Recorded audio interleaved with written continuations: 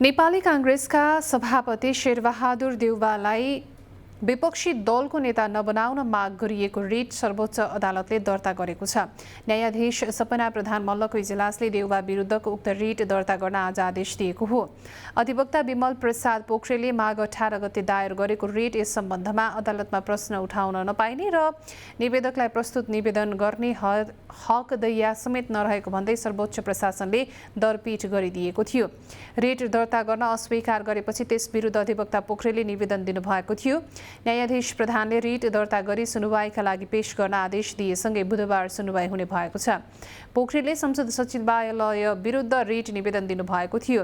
रिटमा नेपाली कांग्रेसले प्रधानमन्त्रीलाई विश्वासको मत दिएर विपक्षी दलको हैसियत गुमाएकाले देउवालाई विपक्षी दलको नेता बनाउने निर्णय खारेज गर्न माग गरिएको छ।